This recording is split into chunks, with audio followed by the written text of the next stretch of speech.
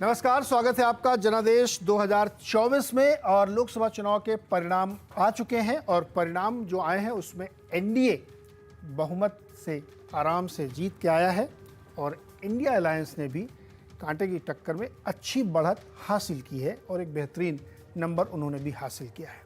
जब मैं एनडीए की बात कर रहा हूं तो भारतीय जनता पार्टी प्लस उनके सहयोगियों ने मिल के नंबर हासिल कर लिया जो बहुमत से काफ़ी ऊपर है। 292 सीट है, एक दो नंबर फाइनल में इधर उधर हो सकते हैं। और इंडिया अलायंस ने भी 230-32 के आसपास सीटें हासिल करी हैं।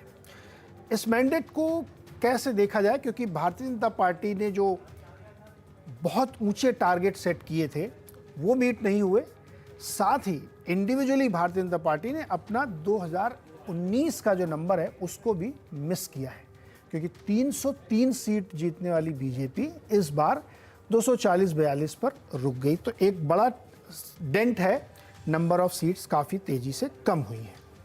तो एक सवाल ये उठता है कि क्यों कम हुई, क्या दिक्कत हुई, क्या चीज़ उनके खिलाफ गई। उसी तरफ दूसरी तरफ जब इंडिया अलायंस को हम लोग देखते हैं तो वहाँ पे इंडिया अलायंस ने अच्छी खासी बढ़त हासिल की और कांग्रेस ने अपनी टैली को बहुत ऊपर ले गए, लगभग 100 के पास वो पहुँच गए हैं।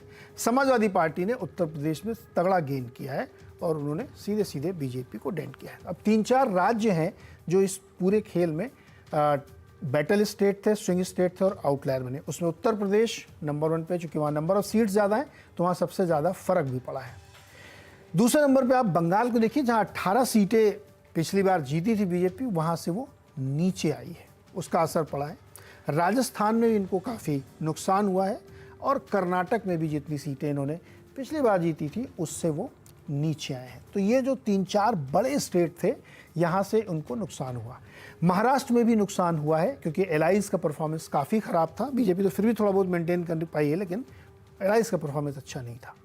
बिहार में बहुत ज़्यादा असर नहीं पड़ा, जबकि लग रहा था कि बिहार एक वैसा स्टेट हो सकता है, लेकिन नीतीश कुमार और बीजेपी दोनों ने मिलकर के काफ़ी बढ़िया प्रदर्शन किया और 30 सीटें जीत ली। पिछली बार 39 थी, 9 का नुकसान हुआ, लेकिन 30 फिर भी जीतने में सफल रहे।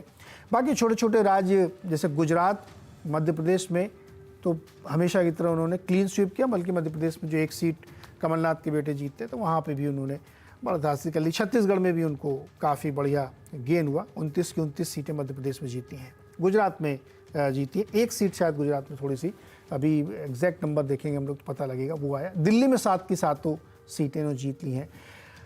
एक बड़ा चेंज और ये हुआ कि उड़ीसा में भारतीय जनता पार्टी ने भारी बहुमत जीता है और वो सरकार बनाने जा रहे हैं। तो उड़ीसा की स्टेट गवर्नमेंट भी बनाएंगे और उड़ीसा में लोकसभा में भी उनको बहुत तगड़ा गेन हुआ है।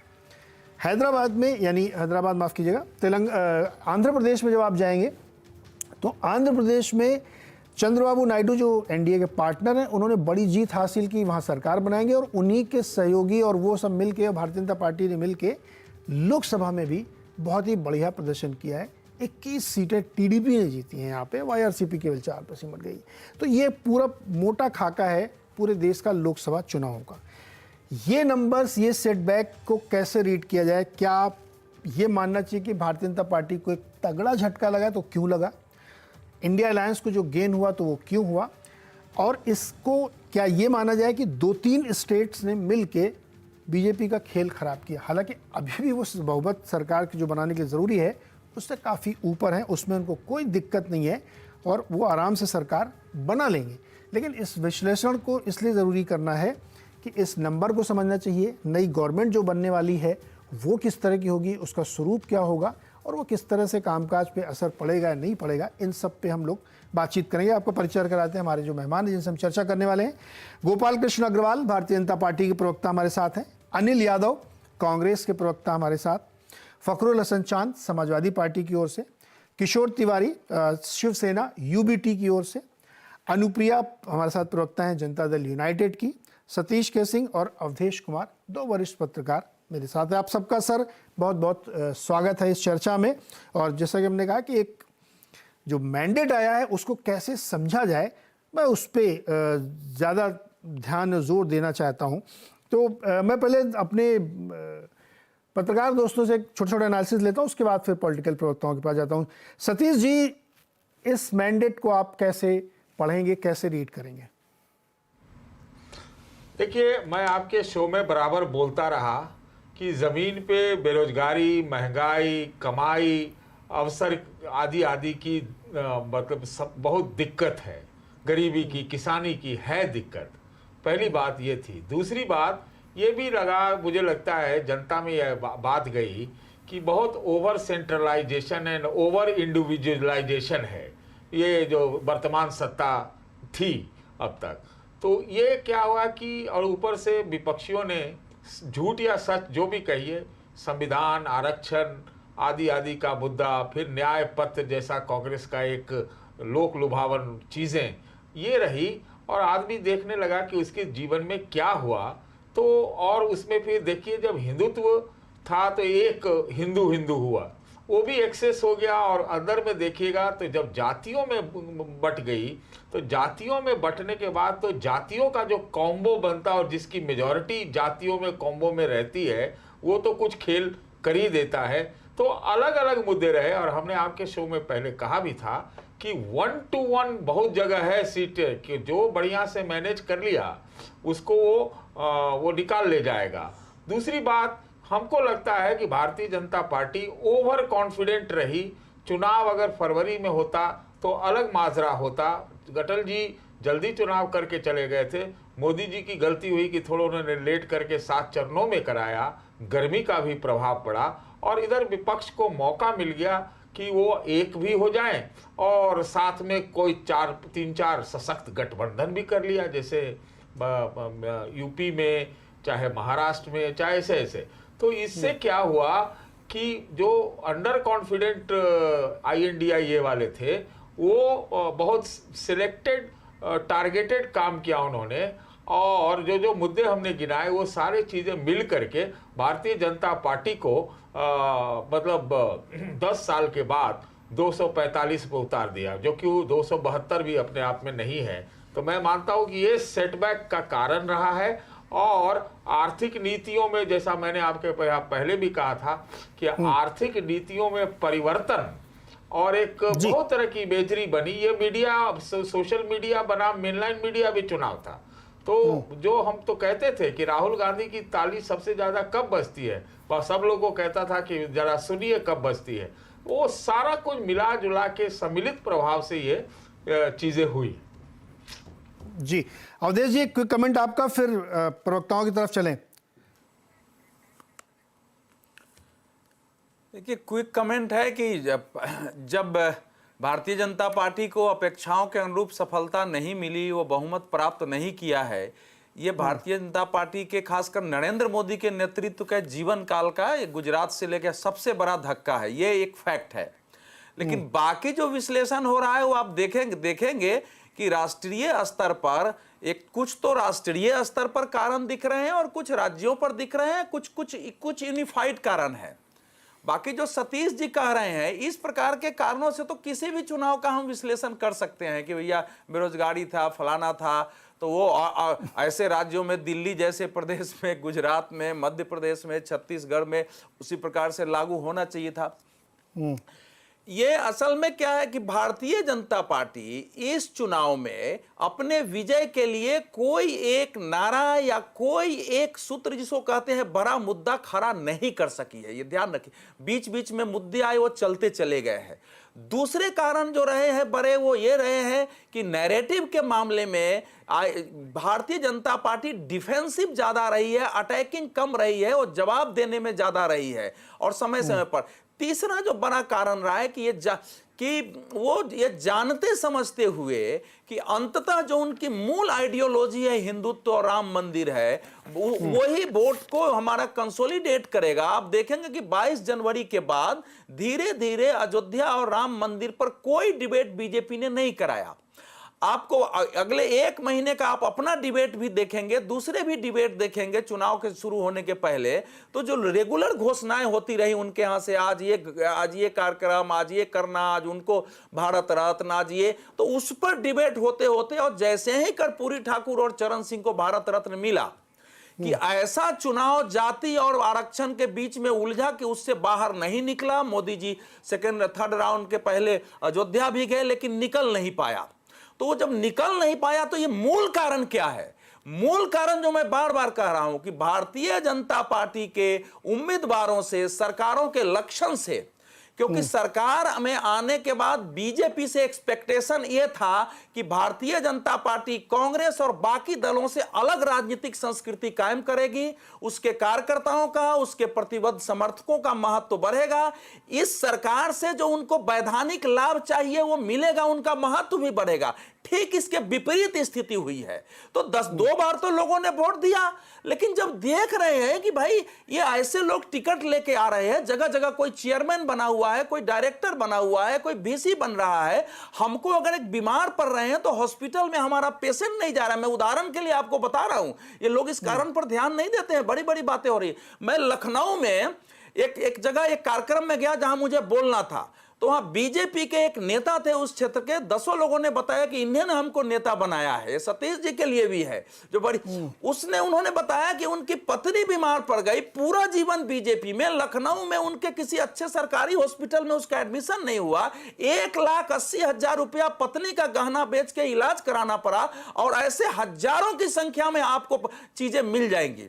तो ये जब होता है, और एक अहम नेताओं में, मंत्रियों में, और जो यहां तक कि प्रवक्ताओं में कि कार्यकर्ताओं से मिलने से दूर, फोन नहीं उठाना, तो लोगों ने बीजेपी में, मैं आपको पर्सनल बातचीत में कहा, आपके डिबेट में भी कह रहा था कि मुझे जो दिखाई पड़ रहा है कि भारतीय जनता पार्टी के नेता, कार्यकर्ता और प्रतिबद्ध समर्थक जगह जगह उदासीन है, जाता जगह कहीं विद्रोह कर रहे हैं, कहीं काम कर रहे हैं तो मन से नहीं कर रहे हैं, इसलिए नैरेटिव में भी नहीं है और वो विरोध में जा रहे हैं। तो उस स्थिति में बीजेपी नहीं जी सकती। उत्तर प्रदेश इसका सबसे बड़ा उदाहरण बना है, जहां की कार्यकर्ताओं के, समर्थकों के विद्रोह से, उनके असंतोष से ये परिणाम आए हैं, और ये बहुत बड़ा कारण है। और ये क्यों हुआ है, अगर आप जल्दी जल्दी जी कर रहे हैं इसलिए मैं रोक रहा हूं, आगे आप पूछें। नहीं, दोबारा आऊंगा।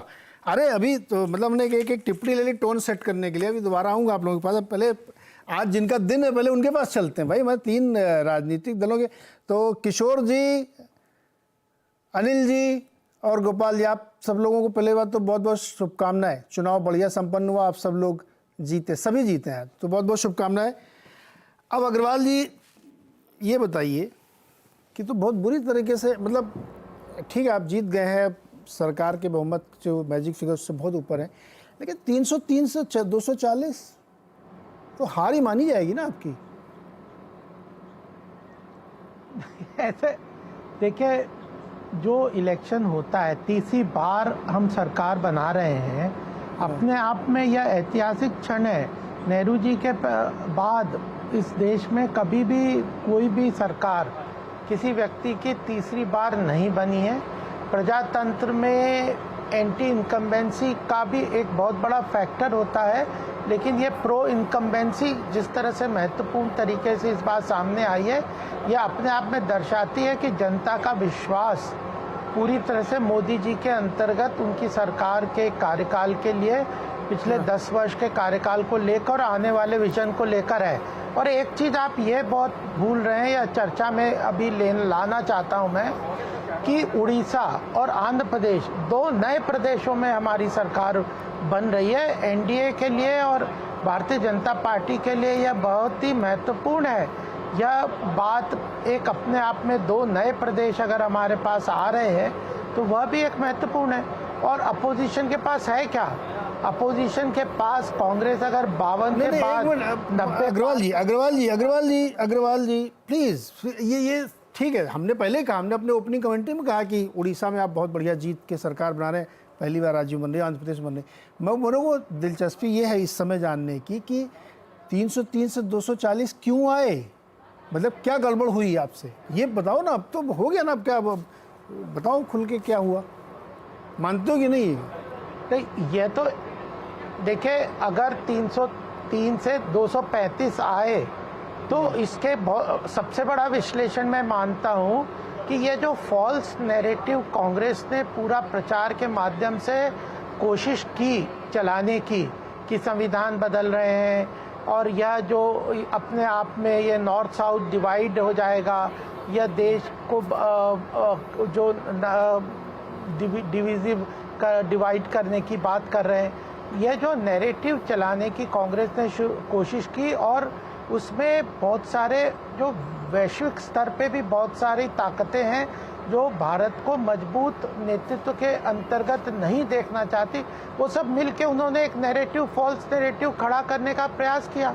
प्रजातंत्र खतरे में है, कॉन्स्टिट्यूशन बदल दिया जाएगा, नॉर्थ साउथ डिवाइड हो रहा है, इस तरह के जो नैरेटिव, रॉन्ग नैरेटिव, और उसके साथ फिर अपने आप में रॉन्ग नैरेटिव अगर था ये तो आप काउंटर क्यों नहीं कर पाए फिर?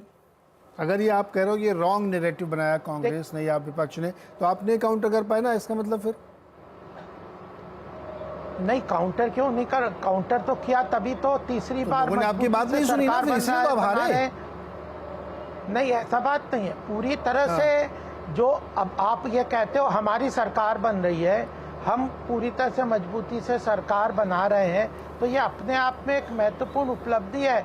अब आप उसको कंपेयर करोगे कि हमने क्या नारा दिया था, हम क्या चाह रहे थे, वो तो हम एक अच्छा टारगेट बना के आगे लोगों अरे के मैं साथ 405 देखिए गोपाल जी देखिए, आलोचना सुनना आपको पड़ेगा, आप उससे परे नहीं हो सकते। हमने तो 400 वाली बात भी नहीं की, हम तो 303 से ही कंपेयर कर रहे हैं, पिछले वाले से ही। नीरज जी, आलोचना तो हम सवेरे नहीं, हम तो सवेरे 8 बजे से कंटिन्यूअस चैनल पे बैठे हैं, आलोचना सुनने के लिए बैठे हैं। आत्मचिंतन भी करेंगे, आत्ममंथन भी करेंगे, और 303 का 240 और 235 क्यों हुआ ये भी चर्चा होगी। और अगर ये 303 का 350 होता तब भी आत्मचिंतन होता।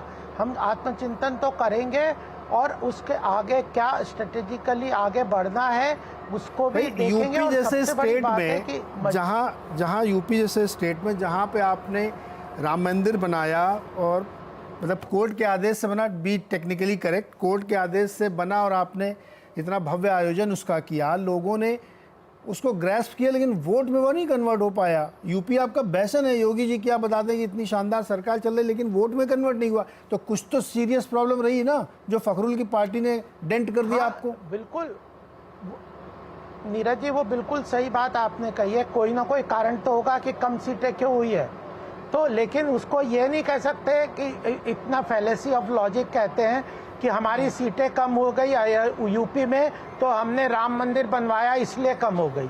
नहीं, मैंने ये नहीं कहा, मैंने ये इसलिए कम हो गई कि हमने 370 हटा दिया। मैंने ये नहीं कहा कि इस वजह से हट गई। मैंने कहा कि वो एजेंडा था, वो एक नारा था, वो आपके क्रेडिट में जाता है, 370 आपके क्रेडिट में जाता है, योगी जी की शानदार सरकार आपके क्रेडिट जाती है, इसके बावजूद लोगों ने वोट नहीं दिया। मैं ये पूछ रहा हूँ, तो मैं तो इसीलिए तो बता रहा हूँ कि फॉल्स नैरेटिव जो कांग्रेस ने चलाया, देखिए जो इम्पैक्ट होता है वो कंबाइंड चीजों का होता है। 370 का पॉजिटिव इम्पैक्ट है, हमारे पिछले 10 साल के कार्यकाल का पॉजिटिव इम्पैक्ट है, अयोध्या का पॉजिटिव इम्पैक्ट है, ग्लोबल लेवल पे भारत की इमेज का पॉजिटिव इम्पैक्ट है। लेकिन ये जो फॉल्स नैरेटिव चलाया, जो कि कॉन्स्टिट्यूशन को बदल देंगे, या जो दूसरी तरह से बात किया है कि डेमोक्रेसी एट पेरिल्स, अगर स्ट्रांग गवर्नमेंट है तो डेमोक्रेसी खत्म हो रही है, या जो नॉर्थ साउथ, तो यह दोनों का कंबाइंड इफेक्ट पॉइंट। लेकिन अग्रवाल जी 2 मिनट रुकिए ना सर, हो गया सर, बहुत लंबा करेंगे। अभी मोदी जी की स्पीच भी थोड़ी देर आपको सुनवाएंगे, क्योंकि प्रधानमंत्री जी पहुंच चुके हैं भाजपा कार्यालय में। लेकिन इससे पहले Anil ji, very quickly sir, ये आप लोगों ने जो अभी पूरा गठबंधन जो आपकी 200 सीट 32 जो भी अभी फाइनल नंबर जो भी आएगा वो जीत के आए, और कांग्रेस ने उसमें बहुत अच्छी अपनी टैली को 100 के लगभग पहुंचाई दी। ये कहना है आपने फॉल्स नैरेटिव बनाया और इनके वोटरों को गुमराह कर दिया, इसलिए आप जीत गए?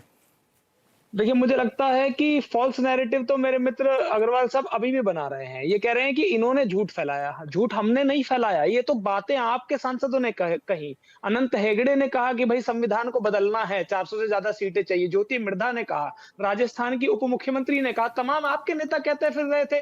आरक्षण को खत्म करने के पुराने स्टेटमेंट आपके हैं, आपकी पृष्ठभूमि रही है। तो जनता ने आपका जो मानसिक स्थिति थी, जो छुपा हुआ आपका उद्देश्य था, उसको पहचान लिया, और उस पर बात आ गई जनता के समझ में, खासकर उत्तर प्रदेश में। और एक बात और, जो क्योंकि कह रहे थे कि राम मंदिर बनाया इसलिए हराया, नहीं, मैं बता देता हूँ। पहली बात तो कोर्ट के आदेश पे जो राम मंदिर बना है उससे जनता बहुत खुश थी। लेकिन जनता नाराज क्यों हुई वो बता देता हूं। जब आपने भगवान राम का राजनीति के लिए उपयोग किया तब जनता को बुरा लगा। जब नरेंद्र मोदी जी की फोटो राम भगवान से भी से बड़ी लगाई गई और ज्यादा लगाई गई तब जनता को बुरा लगा। आपने एक फोटो याद है, नरेंद्र मोदी जी उंगली पकड़ के रामलला को लेके जा रहे थे मंदिर तक। पिता अपने बच्चे को लेके जाता है ऐसे। उद्घाटन में नहीं गए, उससे जनता नहीं नाराज हुई। सुन लीजिए, अरे सुन लीजिए भाई, सुन लीजिए। आस्था क्या होती है अग्रवाल साहब, आप तो अच्छे नहीं, तो व्यक्ति हैं। आप राम मंदिर में क्यों नहीं गए उद्घाटन नहीं, में? आपके हिसाब से नहीं जाएंगे ना, आपके हिसाब से नहीं जाएंगे। मेरे तो राम 60 मेरे मन साल में थे। है, मुझे आपको अरे अग्रवाल जी ये क्या बात है? उनको भाई, बोलने दीजिए। भाई नहीं अरे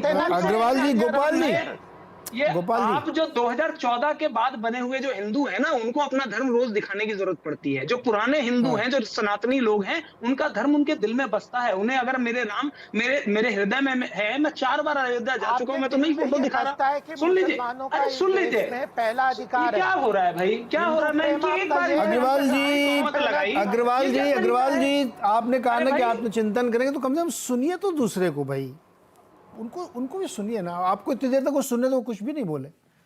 कम से कम पूरा एक ऐसे पूरा 300 वर्ष का एक ऐसे अनिल जी प्लीज, मैंने कुछ नहीं कहा। अनिल जी प्लीज कंप्लीट करिए। मुझे फखरुल और किशोर से बात करें, इससे पहले कोई स्पीच शुरू हो। जी बोलिए, कंप्लीट करिए। आज के आंकड़ों से आपको एक बात साबित हो गई है कि लोकतंत्र की मालिक होती है जनता, जनता और सिर्फ जनता।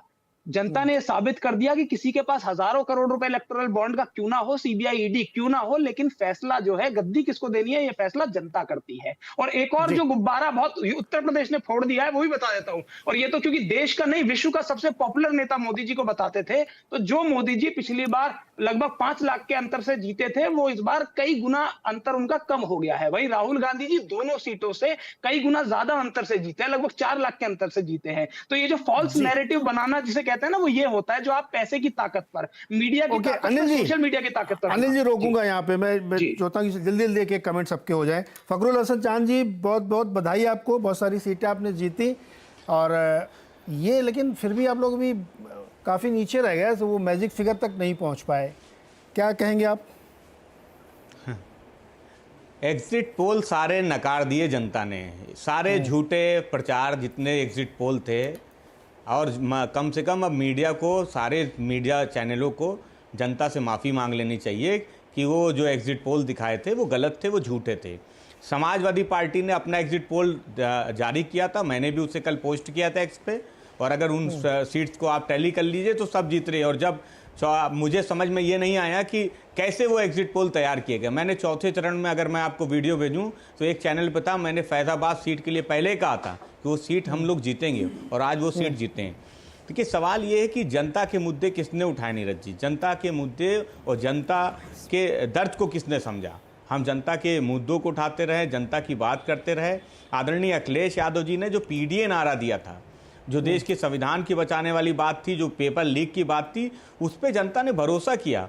और ज़मीन सब जानते हैं कि उत्तर प्रदेश में जो चुनाव है बिना जात के नहीं होता है, उन जातियों को साथ के नहीं होता है। तो समाजवादी पार्टी ने जो अपना पीडीए नारा दिया था, सबने उस पर भरोसा किया। समाजवादी पार्टी ने 34 अपने गैर ओबीसी प्रत्याशियों को उतारा, 10 दलित प्रत्याशियों को उतारा, हमने अगली जातियों के प्रत्याशियों को उतारा। जो सोशल इंजीनियरिंग समाजवादी पार्टी ने की वो सफल रही, हमारी जो रणनीति थी वो सफल रही, हमारा प्रचार का तरीका था कम दिनों में प्रत्याशी उतारना, कम दिनों में चुनाव प्रचार करना, वो भी हमारी रणनीति का हिस्सा था, वो भी हमारा सफल रहा।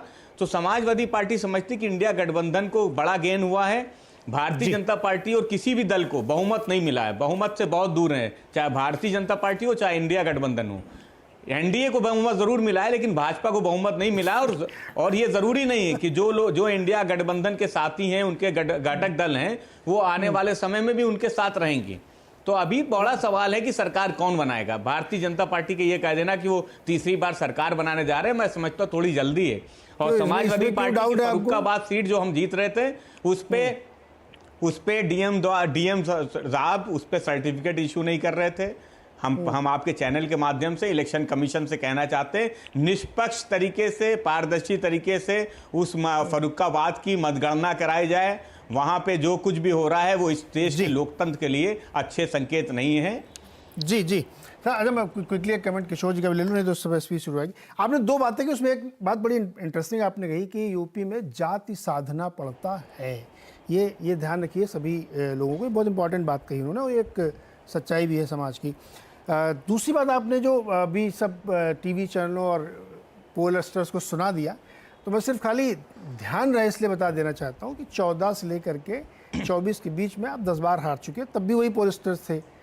तो ये मतलब थोड़ा सा ये अच्छा नहीं लगता कि आप आते ही मीडिया नीरज जी आज अगर आज नहीं अपनी स्वीकार की थी, आज तो स्वीकार कीजिए, आज तो स्वीकार कीजिए कि गलत थे एग्जिट पोल, स्वीकार कर लेना चाहिए। कौन एग्जिट पोल वाला एक जनता को दिखाया था, मैंने तो देखा कि कई चैनल पे पूरी कैबिनेट बैठी हुई थी, ऐसा लग रहा था जैसे सरकार बन गई हो। तो कम से कम चैनलों को हम अगर आत्ममंथन करते हैं अपनी हार के बाद, तो चैनल एक मिनट सुन दो ना यार, अगर कहीं कौन से चैनल वाला ये ताल ठोक के चला रहा बड़ा बड़ा ब्रेकिंग कि मेरा पोल सही हुआ? कोई चला रहा है क्या? गलत हुआ तो हुआ ना, इसमें क्या बड़ी बात है? अरे तो ये भी तो गलत दिखाए थे, हमारे सारे पोल गलत साबित हुए।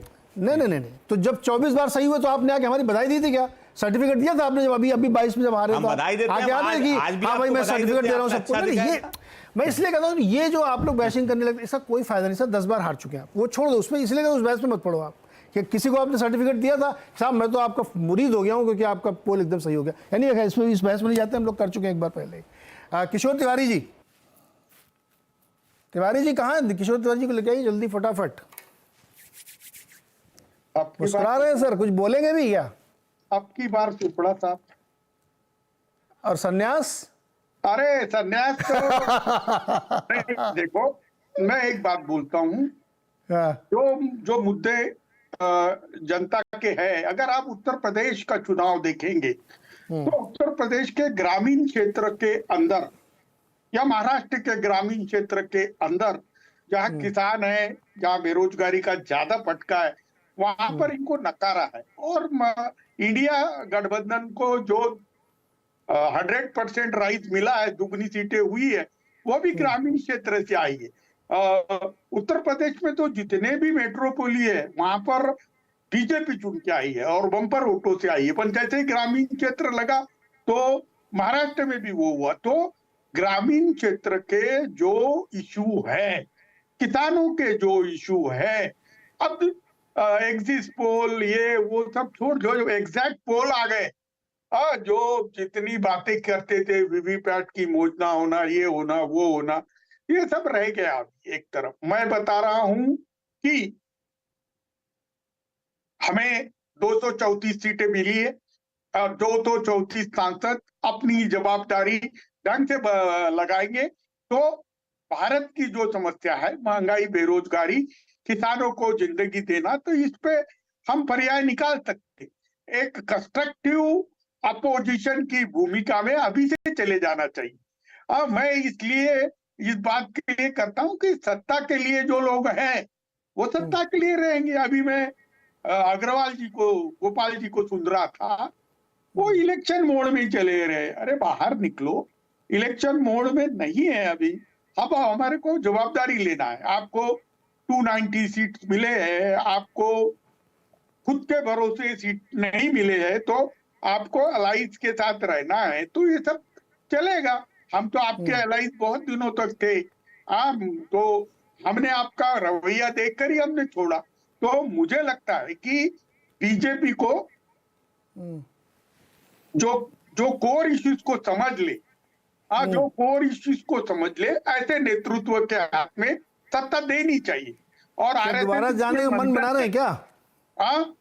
दोबारा जाने का मन बना रहे हैं क्या? नहीं, हमारा कोई, हम हिंदू पार्टी है, राष्ट्रीय पार्टी है, हमारा कोई झगड़ा नहीं है। पर ये मोदी शाह की जो कार्य पद्धति है, इससे नाराज होकर हम दूर गए हैं। तो अब मोदी शाह जी का अगर कोर रोल हटा दिया जाए तो हमको क्या प्रॉब्लम रहेगा, मुझे बताइए क्या प्रॉब्लम? पर्सनलाइज कर दिया आपने। नहीं, खैर किशोर जी रोकूंगा आपको भी मैं। मुझे एक बहुत छोटा जवाब चाहिए अग्रवाल जी आपसे। गवर्नमेंट फॉर्मेशन की क्या प्रोसेस, तैयारी, मन कुछ बताएंगे डिटेल सर? आगे क्या तैयारी, या अभी सोच विचार होगा?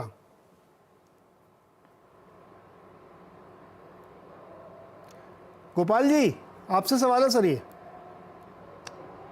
क्या गवर्नमेंट फॉर्मेशन की तैयारी क्या है? विचार विमर्श अभी होगा, कुछ तय होगा कि अब कार्यक्रम शुरू होगा तुरंत कल से? नहीं, बिल्कुल नहीं, विचार विमर्श तो दिन भर ही होता है और चर्चा भी है। और मुझे लगता है कि ये जो बेईमानी है कि इस समय गवर्नमेंट फॉर्मेशन कोई और करेगा क्या, इसकी जो चर्चा है, नहीं, कोई और नहीं करेगा। मैं आपसे पूछ रहा हूँ, आप लोग कब तक प्रोसेस शुरू करेंगे, मैं ये पूछ रहा हूँ, कोई और क्यों करेगा? हाँ, नहीं, वो तो अगर आज दिन भर भी आप देखेंगे तो भारतीय जनता पार्टी का सारा जो केंद्रीय नेतृत्व है वो तो पूरी तरह से चर्चा शुरू से और 1 तारीख से ही कर रहे हैं। मिलना है, जैसे नीतीश जी से मिलना है, चंद्रबाबू नायडू जी के साथ बात करना है, चिराग पासवान जी से बात करना है, आपस में जो पार्टी के जो पदाधिकारी हैं और सरकार में मोदी जी और अमित शाह जी सब आपस में चर्चा कर रहे हैं। और ये कंटिन्यूस प्रोसेस है। ये राजनीति जो हमारे जो राजनीति है वो कांग्रेस की है, होती है कि वो कुछ दिनों में छुट्टी के बाद चले जाएं। हमारे यहाँ तो जो मोदी जी का जो उदाहरण है वो तो 24/7 × 30 डेज × 12 मंथ्स वो कंटिन्यूस राजनीतिक तो रूप से ये जो कंटिन्यूस प्रोसेस है इसमें कुछ डेट्स वगैरह तय हुई हैं क्या? ये बिल्कुल कंटिन्यूस जो चीज़ें भी करनी है, जो भी आवश्यकता है, जो प्रॉमिसेस किए हैं उनको पूरा करने का संकल्प लेके जो चले वो पूरा ही करेंगे। अनुकूल परिस्थितियों में भी पूरा करते हैं, प्रतिकूल परिस्थितियों अरे में भी अग्रवाल जी, आप मेरा सवाल ना सुन के अनसुना करते हैं। मैं वो नहीं पूछ रहा हूँ, मैं पूछ रहा हूँ प्रोसेस, शपथ ग्रहण समारोह, एनडीए की फॉर्मल बैठक, ये सब मैं जानना चाहता हूँ। मेरा वो संकल्प पूरा करो तो बहुत बात की बात है सर। नहीं, कुछ ये ऐसा तय हुआ क्या, मैं वो पूछ रहा हूँ। नहीं, ये तो अभी नहीं, ये अभी इस तरह की जानकारी मुझे नहीं है, क्योंकि पहले तो राष्ट्रपति जी अपने हिसाब से इनवाइट करेंगे और उसके हिसाब से प्रक्रिया चलेगी, फिर प्रधानमंत्री जी। अभी आप लोगों ने यही जानना था सर। हाँ ठीक है, दर्शकों का सर इस समय तुरंत इंटरेस्ट ये है कि अब आगे क्या, कौन सी सरकार बनेगी, कैसे बनेगी, क्या बनेगी। अभी संकल्प वंकल्प पूरा होंगे, 5 साल पड़े हैं आप लोगों के पास। अभी वापस आइए जरा सतीश जी और अवधेश जी के पास। अच्छा सतीश जी, अवधेश जी, मेरा एक सवाल ये है कि क्या सीट का गलत वितरण या अच्छा वितरण हार और जीत के लिए ज़्यादा महत्वपूर्ण रहा दोनों दलों के लिए? सीधा सवाल है। नहीं, ये मैं मानता हूँ ये भारतीय जनता पार्टी के लिए ज़्यादा लागू होती है, क्योंकि हमको लगता है उन्होंने सारे सब रिपीट कर दिए, तो रिपीट बहुत ज़्यादा हुआ, ये उससे उनको नुकसान निश्चित रूप से हुआ होगा। दूसरी बात, ओवर कॉन्फिडेंस तो मैं बार बार बोल रहा हूँ, और लंबा चुनाव ये भी हुआ। तीसरी बात कि जो मोदी की गारंटी, मोदी सब चीज मोदी, ये जो चीज है ना, मोदी बीजेपी, मोदी का चुनाव, तो ये मोदी का चुनाव में झटका तो इस वजह से लगा ही है कि एक नाम पर कैसे करेंगे आप। बंगाल में प्रधानमंत्री जी 12 बार गए या 10 बार गए, और वहां पर क्या नतीजा आया। मतलब आप ये समझिए कि अगर विपक्षी पार्टियां, मतलब इन ऑल फेयरनेस मैं बोल रहा हूं कि कुछ पार्टियां तो चुनाव लड़ ही पाई, है बहुत बड़ी चीज थी, क्योंकि ऐसा आबो हवा, बवंडर, इस तरह की चीजें हुई, एरोगेंस, तो ये सब तो उसका प्रभाव पड़ा ही है, इसमें तो कहीं से कोई। और अच्छा एक चीज मैं बता दूं आपको नीरज जी, मैंने ये नोट किया था और शायद मैंने आपके चैनल पे बोला भी था, मोदी जी ने बीच में शरद पवार को लेकर के और उद्धव ठाकरे को लेकर के कुछ बहुत ही सांकेतिक बयान दिया था। मुझे उसी दिन समझ में आ गया था कि इनको पता था कि इस तरह के नतीजे आने वाले हैं, तो इनसे गलतियां हुई हैं। अभी वो कोई कह रहे थे कि दक्षिण में बढ़ गया, ठीक है, तो हम तो कह रहे हैं तमिलनाडु में पहले 1 था, वो भी नहीं है। अब कहने को अब आर्गुमेंट होता है, महाराष्ट्र में और बंगाल में नीचे भी तो गए हैं, उत्तर प्रदेश में श्वास नली में वहां श्वास रुकी है। तो ये होता है, चुनाव का अपना अपना अलग तासीर होता है, वो आपको देखना पड़ेगा कि ये घुस गए दक्षिण। ये जो भाजपा बहुत ज्यादा प्रोपेगेंडा, पब्लिसिटी और कंट्रोल्ड पब्लिसिटी, और उन्हीं लोग के बीच में पब्लिसिटी, उन्हीं लोगों की पब्लिसिटी में, इससे उनको हमको लगता है थोड़ा सा जमीनी स्थिति से वो हमको लगता है दूर रहे, ये एक फर्क पड़ा। जी मैं अवधेश जी आपके पास विश्लेषण लूंगा। एक क्विक कमेंट अनुप्रिया जी से ले लेता हूँ, जेडीयू की तरफ से आई है। अनुप्रिया जी, बधाई हो आपको, आप लोग बढ़िया सीटें जीती हैं बिहार में। तमाम ऑड्स के बीच में लोगों को लग रहा था कि वहाँ तो बहुत ही डामाडोल है, नीतीश जी तो बहुत ही अलोकप्रिय हो गए, लेकिन ऐसा कुछ नहीं हुआ। क्या रहा खेल वहाँ का?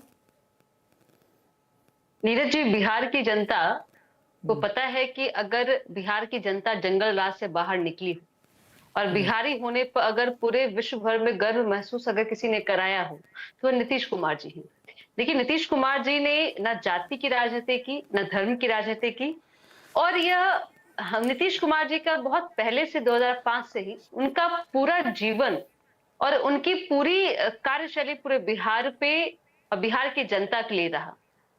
एक हमने कुछ दिन पहले एक नारा भी दिया था कि नीतीश अगर हैं तो निश्चित है कि सरकार वही बनेगी जहां नीतीश कुमार जी होंगे।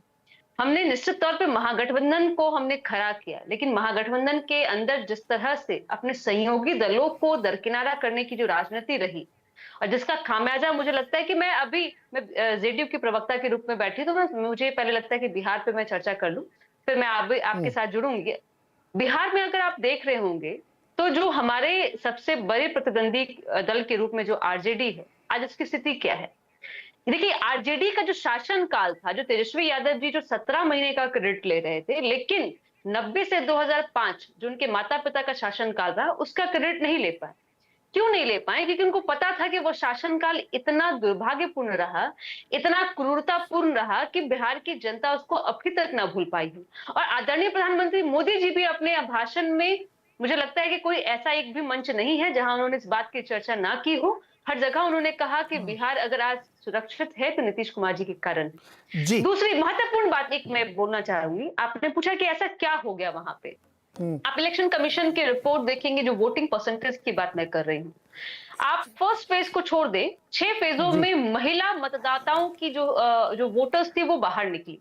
और महिला मतदाता बिहार में यह माना जाता है कि अगर उन्होंने बाहर निकल के वोटिंग किया है, वह वोट नीतीश कुमार जी के लिए है, मतलब कि एनडीए के लिए है, क्योंकि हम एनडीए के साथ में चुनाव लड़ रहे थे। और जहां जहां भी हम चुनाव जीते वहां महिला मतदाता हमारी बहुत ही मजबूती से हमारे साथ में रही, क्योंकि महिलाओं के आह्वान पे बिहार में, नीरज जी आपको पता है कि अनुप्रिया जी, एक छोटा सवाल, नीतीश जी केंद्र में कोई भूमिका देखते हैं क्या नई सरकार में? नीरज जी, मुझे बोलने में बिल्कुल भी शर्मिंदा नहीं होगी कि मुझे इस बारे में जानकारी नहीं है, ना ही मुझे लगता है कि अभी मुझे जानकारी दी इसमें शर्मिंदा की क्या बात, मैं तो ऐसे ही बाउंसर मारा था कि हो सकता है अनुप्रिया जी कुछ अंदर की खबर बता दे, इसमें कोई बड़ी बात नहीं है। मैं पटना में हूँ, मैं पटना में हूँ नीरज जी, और मुझे लगता है कि जो भी बातें होंगी वो निश्चित तौर पर बाहर निकल के आएंगी। और ये एक अच्छी बात है कि हमें जो 3 नंबर की पार्टी कह करके हमें जो दरकिनारा किया जा रहा था, हमें छोटा बताया जा रहा था, बिहार की जनता ने वो करारा तमाचा मारा है हमारे विपक्षों को, कि जो कह रहे थे हमारे नेता के नियत नीति उनके स्वास्थ्य पर भी चले आए, लेकिन बिहार की जनता ने कहा कि नहीं, नीतीश कुमार जी जहां है वहीं जीत निश्चित होगी। अनुप्रिया जी, मैं रोकूंगा आपको यहाँ पे, क्योंकि बहुत जल्दी मुझे बहुत सारे लोगों से बातचीत करनी है। मैं तो मतलब पत्रकार काम होता है, खबर निकालते हैं, मैंने सोचा शायद कुछ मिल जाए, लेकिन अनुप्रिया जी बहुत चतुर चालाक है, उन्होंने कुछ नहीं बताया मुझे, और उन्होंने टॉस कर दिया, कल सुनो आप। एनीवे, खैर अवधेश जी एक सवाल है मेरा जी। 244 सीट का आंकड़ा इस समय दिख रहा है ना? अगर इसमें मैं 30 सीटें उत्तर प्रदेश की जोड़ दूं जो हारी हुई हैं, तो 272 के ऊपर आंकड़ा पहुंच गया है। और लोग बीजेपी की मर्सी ऐसा पढ़ रहे हैं कि जैसे सब देश में खत्म हो गया। Go with the data, Rajasthan का नुकसान, कर्नाटक का नुकसान, बंगाल का नुकसान और छोटी छोटी हरियाणा में भी थोड़ा, इन सब नुकसान के बावजूद अगर केवल यूपी का डेंट नहीं होता तो ये बीजेपी 272 प्लस पे खड़ी होती है ना, और 2 राज्यों में सरकार बना रही है। इसको भी तो अकाउंट फॉर लेंगे कि नहीं लेंगे? नहीं, निश्चित रूप से लेंगे। देखिए, बीजेपी के का मूल्यांकन इस समय हम लोग बीजेपी की कसौटी पर कर रहे हैं। देखिए, जो प्रदर्शन आईएनडीए बाकी का रहा है कि हम सरकार बना रहे हैं और मोदी जी गए, उनकी कसौटी पर देखेंगे तो समूचे एनडीआईए को मिला के जितनी सीट है अभी भी बीजेपी की उससे ज्यादा सीट है। तो ये तो एक सच्चाई है। वोट परसेंटेज आप देख लीजिए तो बीजेपी का अभी भी 37% वोट है अकेला, और एनडीए को टोटल मिला देंगे तो वो वोट करीब 45% से ऊपर हो जा रहा है। तो ये एक सच्चाई है, इसको हम नकार नहीं सकते। लेकिन इसके आधार पर करेंगे ना तो फिर हमको अपने आंख में धूल झोंकना होगा, क्योंकि भारतीय जनता पार्टी को इस बार जिस अयोध्या मूवमेंट से ने भारतीय जनता पार्टी को 2 से 89 91 तक पहुंचाया था, उसमें राम मंदिर रामलला की प्राण प्रतिष्ठा के बाद अगर वो अपनी बदौलत बहुमत नहीं पाती है तो ये एक मतलब असाधारण चुनाव परिणाम है, इसलिए उसका मूल्यांकन कर रहे हैं। मैंने इस पूरे परिदृश्य में समाजवादी पार्टी तो अपना मान सकती है कि उसकी सफलता जबरदस्त है उत्तर प्रदेश में, लेकिन बाकी पार्टियां जो दावा कर रही हैं वो स्थिति नहीं है चुनाव में। वो एक अलग पक्ष है। जो किशोर तिवारी मुस्कुरा रहे हैं, तो क्या महाराष्ट्र में बीजेपी और वर्तमान शिवसेना खत्म हो गई है? उसके वोट परसेंटेज कम है, उसकी सीटें बिल्कुल शून्य हो गई है? आपने कर दिया है? नहीं किया है। उड़ीसा में वो जीत गई है, उड़ीसा में उसकी एक राज्य में उसकी नए सिरे से फिर से सरकार आई है, केंद्र में उसकी सरकार बन रही है। तो इस आधार पर देखेंगे। और हालांकि मैं अग्रवाल जी के आंध्रा से मैं बहुत सहमत हूं, क्योंकि 8वीं सीट विधानसभा में बीजेपी को है, तो वो तो एक अपडेट देना है। तो देखिए ऐसा है, आ रहा हूं सर, आ रहा हूं। अरे एक अपडेट ले लो, एक अपडेट, बड़ी अपडेट। सुनिए आप नहीं ना अपडेट। अरे अवधेश जी एक अपडेट अच्छी है, सुन तो लो। हाँ सुन तो लो, बताओ जल्दी से बताओ ना। सुना दीजिए। हाँ, ये देखो, बंबई के नॉर्थ वेस्ट के अंदर उद्धव ठाकरे वाली शिवसेना का उम्मीदवार रविंद्र वाइकर से 1 वोट से आगे है, 1 वोट से आगे है। अब मुझे बताइए ये चुनाव, और पंकजा मुंडे 300 वोटों से आगे है, और ये हुआ है दूसरी बार की गिनती। भारत माता की जय जगन्नाथ, जय जगन्नाथ।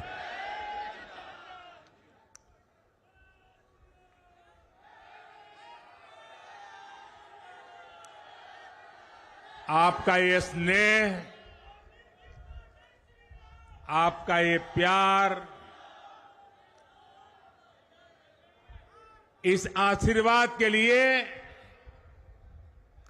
मैं सभी देशवासियों का ऋणी हूं। आज बड़ा मंगल है और इस पावन दिन एनडीए की लगातार तीसरी बार सरकार बननी तय है।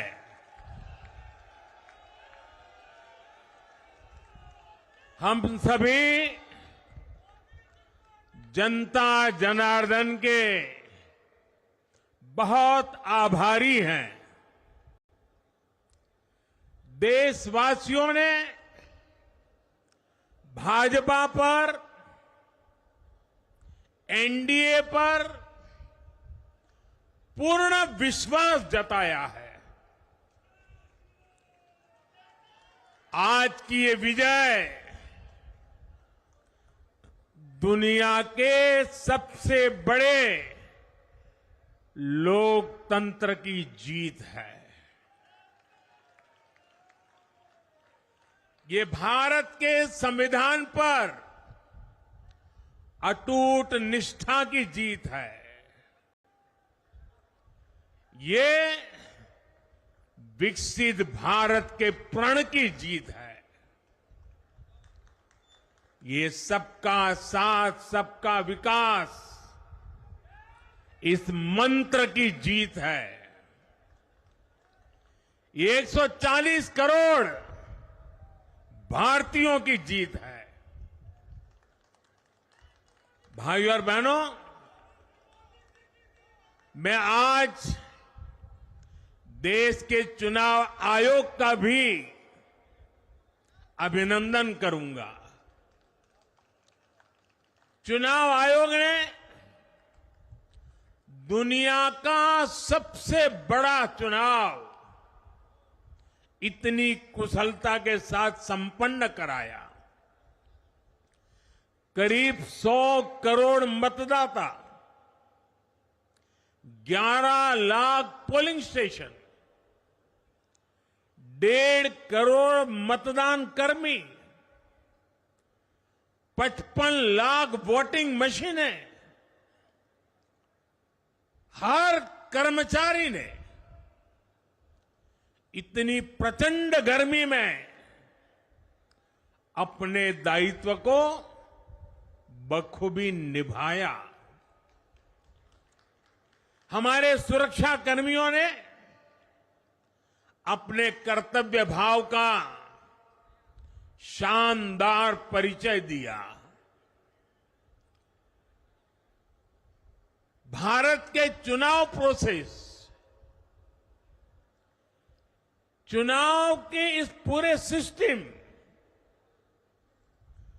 और चुनाव प्रक्रिया की क्रेडिबिलिटी पर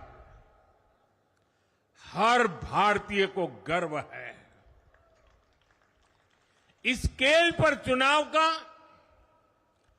इस एफिशिएंसी के साथ चुनाव का दुनिया में कहीं कोई उदाहरण नहीं है।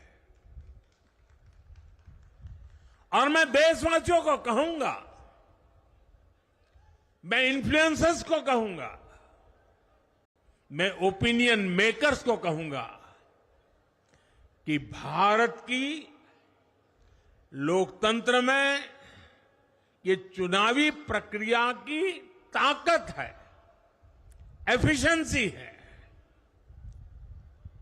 ये अपने आप में बहुत बड़ा गौरव का विषय है। भारत की पहचान को 4 चांद लगाने वाली बात है। और ऐसे जो भी लोग हैं जो दुनिया में अपनी बात पहुंचा सकते हैं, उन सबसे मैं आग्रह करूंगा कि भारत के लोकतंत्र के इस सामर्थ्य को विश्व के सामने बड़े गर्व के साथ हमें प्रस्तुत करना चाहिए।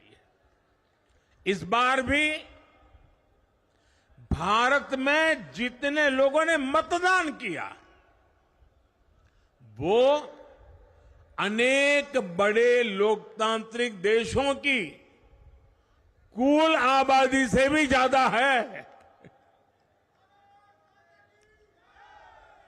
जम्मू कश्मीर के मतदाताओं ने इस चुनाव में रिकॉर्ड वोटिंग कर अभूतपूर्व उत्साह दिखाया है और दुनिया भर में भारत को बदनाम करने वाली जो ताकतें हैं, उनको आईना दिखा दिया है। मैं देश के हर मतदाता को, जनता जनार्दन को विजय के इस पावन पर्व पर आदरपूर्वक नमन करता हूं। मैं देश भर के सभी दलों, सभी उम्मीदवारों का भी अभिनंदन करता हूं। सभी की सक्रिय भागीदारी के बिना लोकतंत्र की ये विराट सफलता संभव नहीं थी।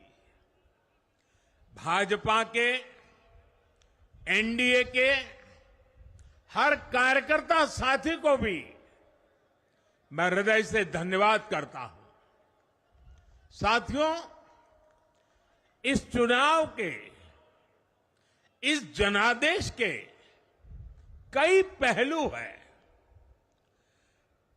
1962 के बाद पहली बार कोई सरकार अपने 2 कार्यकाल पूरे करने के बाद तीसरी बार वापस आई है।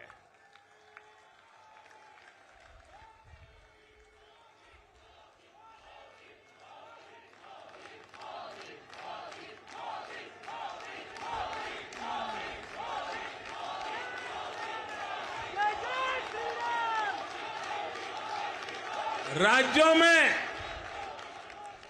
जहां भी विधानसभा के चुनाव हुए, वहां पर एनडीए को भव्य विजय मिली है। चाहे वो अरुणाचल प्रदेश हो, आंध्र प्रदेश हो, उड़ीसा हो या फिर सिक्किम, और इन राज्यों में कांग्रेस का सुपड़ा साफ हो गया है।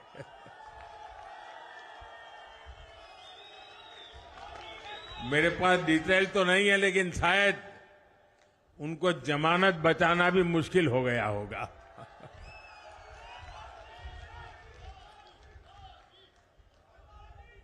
भाजपा उड़ीसा में सरकार बनाने जा रही है और लोकसभा चुनाव में भी उड़ीसा ने बेहतरीन प्रदर्शन किया है। ये पहली बार होगा जब महाप्रभु जगन्नाथ की धरती पर बीजेपी का मुख्यमंत्री होगा।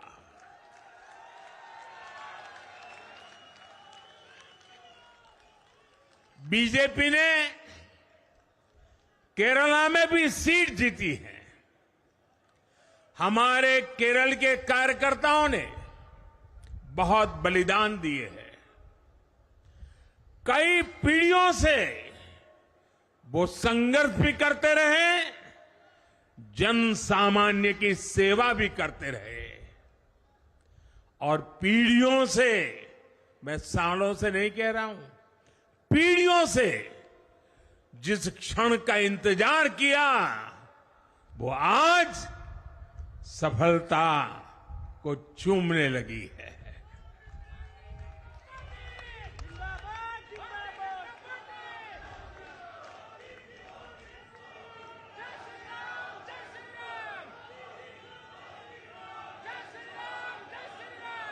तेलंगाना में हमारी संख्या दोगुना हो गई है।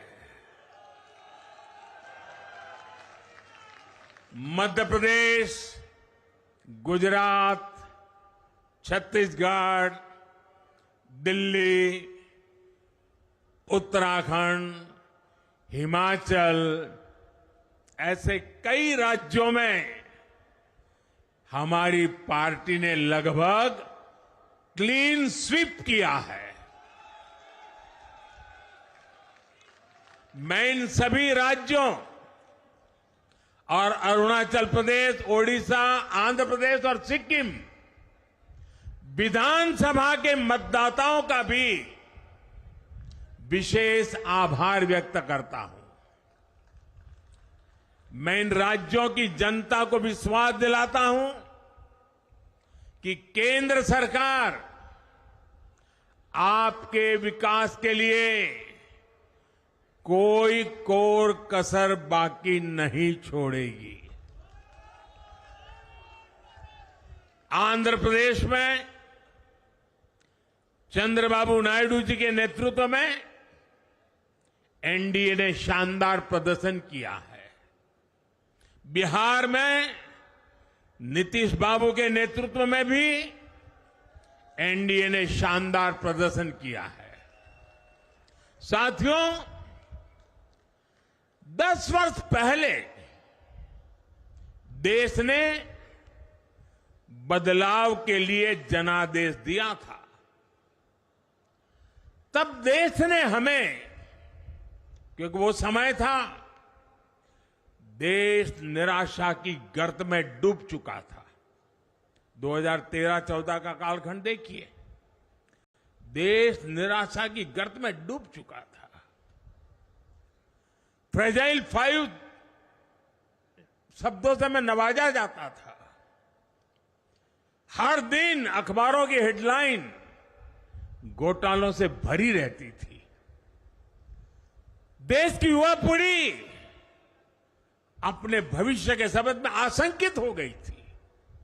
ऐसे समय देश ने हमें निराशा के गहरे सागर से आशा के मोती निकालने का जिम्मा सौंपा था। हम सभी ने पूरी ईमानदारी से प्रयास किया। काम किया। 2019 में इसी प्रयास पर विश्वास व्यक्त करते हुए देश ने दोबारा प्रचंड जनादेश दिया।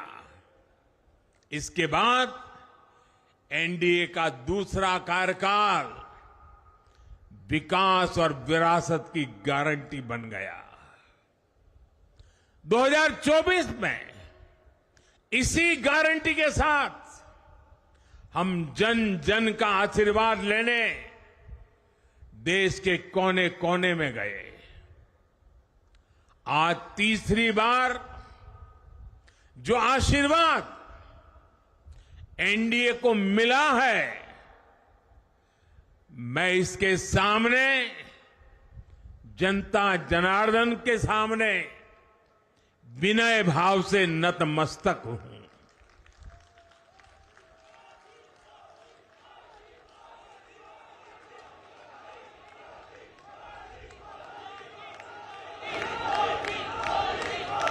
साथियों, आज का यह पल निजी तौर पर मेरे लिए भी भावुक करने वाला पल है। मेरी मां के जाने के बाद ये मेरा पहला चुनाव था, लेकिन सच मानिए, देश की कोटि कोटि माताओं, बहनों, बेटियों ने मां की कमी मुझे खलने नहीं दी। मैं पूरे देश में जहां जहां भी गया, माताओं, बहनों, बेटियों ने अभूतपूर्व स्नेह और आशीर्वाद दिया। और यह आंकड़ों में नहीं दिख सकता है। देश के इतिहास में महिलाओं द्वारा वोटिंग के सारे रिकॉर्ड टूट गए। इस प्यार, इस अपनेपन को मैं शब्दों में बयान नहीं कर सकता। ये मेरे भावों में है। ये मेरे मन मस्तिष्क के कोने कोने में रचा बसा है। देश की कोटि कोटि माताओं बहनों ने मुझे नई प्रेरणा दी है। साथियों, पिछले 10 साल में देश ने बहुत बड़े फैसले लिए हैं। राष्ट्र प्रथम की भावना हमें असामान्य लक्ष्य हासिल करने का हौसला देती है। ये हम में कुछ कर गुजरने की इच्छा शक्ति उत्पन्न करती है। हमने दुनिया की सबसे बड़ी जन कल्याणकारी योजनाएं चलाई। आजादी के 70 साल बाद 12 करोड़ लोगों को नल से जल मिला। आजादी के 70 साल बाद 4 करोड़ गरीबों को पक्के घर मिले। देश के 80 करोड़ जरूरतमंदों को मुफ्त राशन की सुविधा मिली। करोड़ों गरीबों को 5 लाख रुपए तक के मुफ्त इलाज की सुविधा मिली। राष्ट्र प्रथम की इसी भावना की वजह से जम्मू कश्मीर से 370 हटी। जीएसटी और आईबीसी जैसे रिफॉर्म हुए, बैंकिंग रिफॉर्म हुए। हमने राष्ट्रहित को हमेशा सबसे आगे रखा।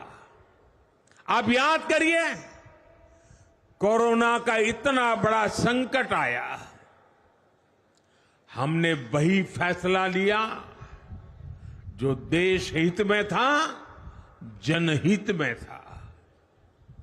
हमने हर दबाव से अलग हटकर कदम उठाया और इसी का नतीजा है आज भारत दुनिया की सबसे तेजी से विकसित होती बड़ी इकोनॉमी है। राष्ट्र प्रथम की यही भावना भारत को आत्मनिर्भर बनाएगी। साथियों, हमारे सामने एक महान संकल्प है, विकसित भारत का संकल्प।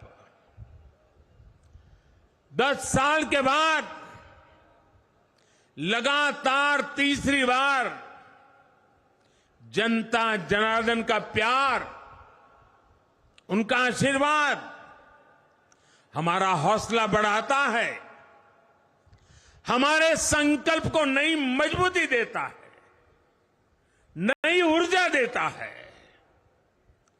हमारे विरोधी एकजुट होकर भी उतनी सीटें नहीं जीत पाए जितनी इस लोकसभा चुनाव में अकेली बीजेपी ने जीती है।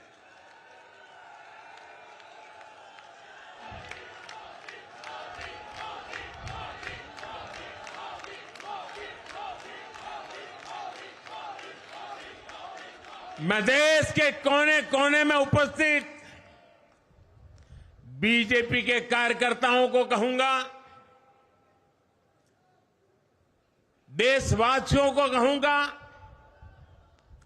आपकी मेहनत, इतनी गर्मी में आपका बहाया पसीना, ये मोदी को निरंतर काम करने की प्रेरणा देता है।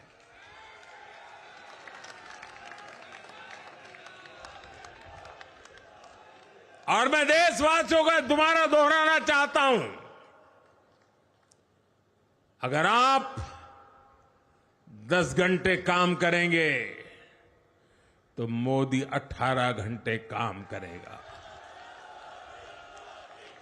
आप 2 कदम चलेंगे तो मोदी 4 कदम चलेगा।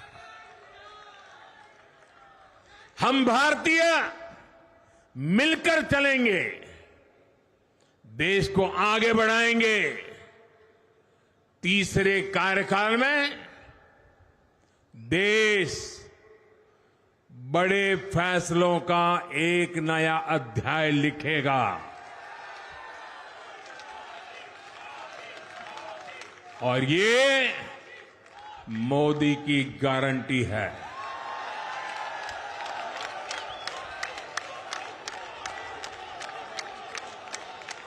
साथियों, एनडीए सरकार की प्रतिबद्धता हमेशा ही समाज के हर क्षेत्र और हर वर्ग के विकास की रही है। बीते 10 वर्षों में हमने 25 करोड़ लोगों को गरीबी से बाहर निकाला है और इसमें एक बड़ी संख्या एसटी, एसटी, ओबीसी की है। हम तब तक नहीं रुकेंगे जब तक गरीबी देश के अतीत का हिस्सा न हो जाए।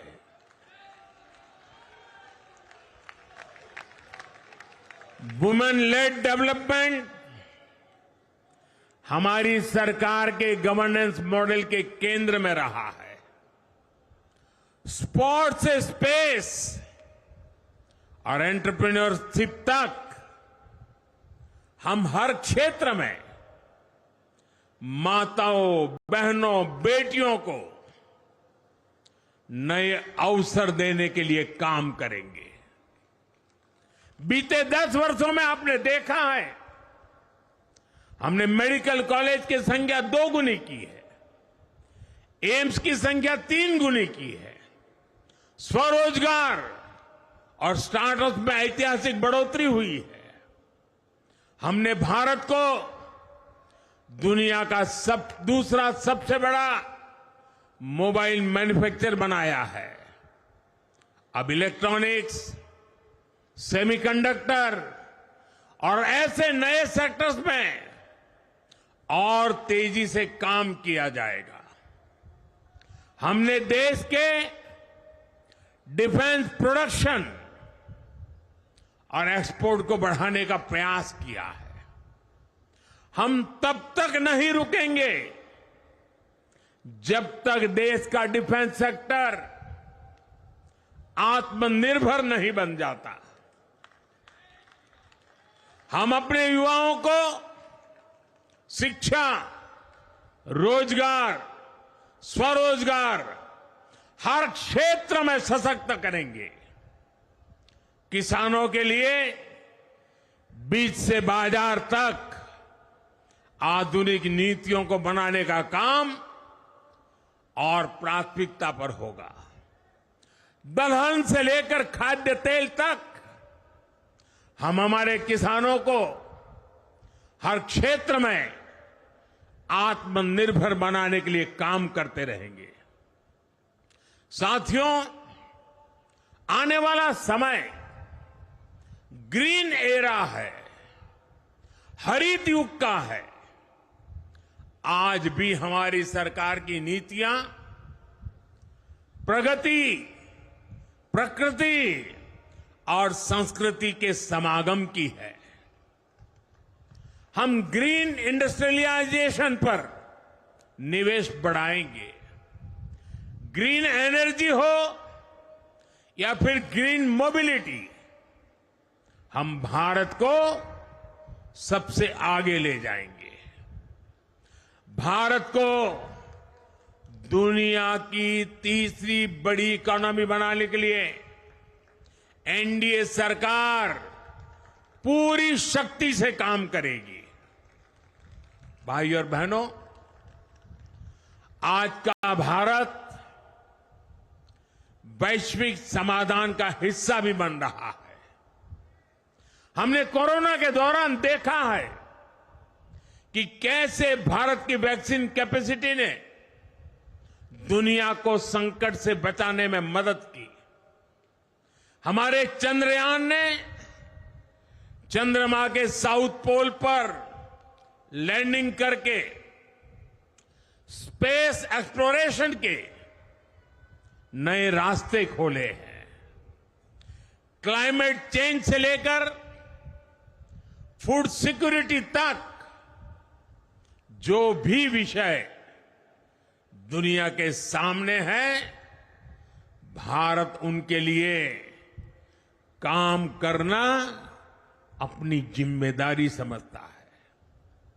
भारत ग्लोबल सप्लाई चेन को स्टेबिलिटी और डायवर्सिटी देना भी अपना दायित्व समझता है। इसलिए भारत आज विश्व बंधु के रूप में सबको गले लगा रहा है। मुझे विश्वास है, मजबूत भारत मजबूत दुनिया का एक मजबूत स्तंभ सिद्ध होगा। साथियों, 21वीं सदी के भारत को आगे बढ़ना है तो उसे करप्शन पर भी लगातार तेज प्रहार करना ही होगा। डिजिटल इंडिया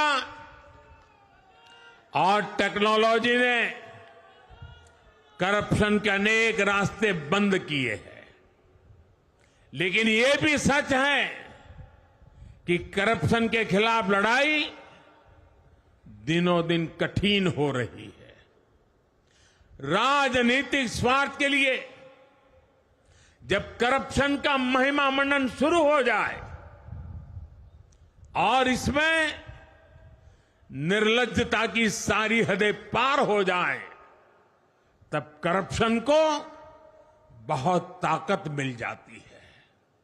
इसलिए तीसरे कार्यकाल में एनडीए सरकार का बहुत ज्यादा जोर हर तरह के करप्शन को जड़ से उखाड़ फेंकने का होगा। भाइयों और बहनों, भाजपा के हर कार्यकर्ता के लिए हमेशा से दल से बड़ा देश रहा है। सेवा भाव से बड़ी राजनीति कोई नहीं हो सकती। इसलिए हमें सेवा भाव को सर्वोपरि रखने की परंपरा को निरंतर मजबूत करना है। भाजपा का कार्यकर्ता जन आकांक्षाओं, जन भावनाओं और जन अपेक्षाओं का प्रतिनिधित्व करता है और ये हम कभी भूल नहीं सकते हैं।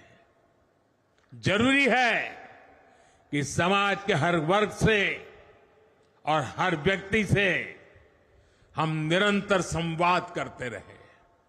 साथियों, कुछ ही दिनों में देश छत्रपति शिवाजी महाराज के राज्याभिषेक की 350वीं वर्षगांठ मनाएगा।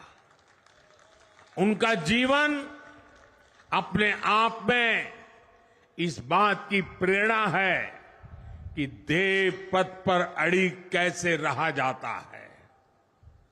अपने ध्येय पथ में भी हमारी मेहनत में कोई कमी ना रहे। हम पूरी निष्ठा से, पूरी ईमानदारी से देश की सेवा करते रहे। हमारे जीवन की बहुत बड़ी कसौटी होनी चाहिए। हम सभी मिलकर देश के लिए काम करें, हम देश हित को सर्वोपरि रखें, तभी हम अपने लक्ष्यों को हासिल कर पाएंगे। हमारा संविधान हमारी गाइडिंग लाइट है। इसी साल हमारे संविधान के 75 वर्ष पूरे होने जा रहे हैं। केंद्र की एनडीए सरकार सभी राज्यों के साथ, चाहे वो किसी भी दल की क्यों ना हो, मिलकर काम करेगी। विकसित भारत के लक्ष्य के लिए हम खूब मेहनत करेंगे, जमकर मेहनत करेंगे। हमारे पास रुकने का, थमने का समय नहीं है।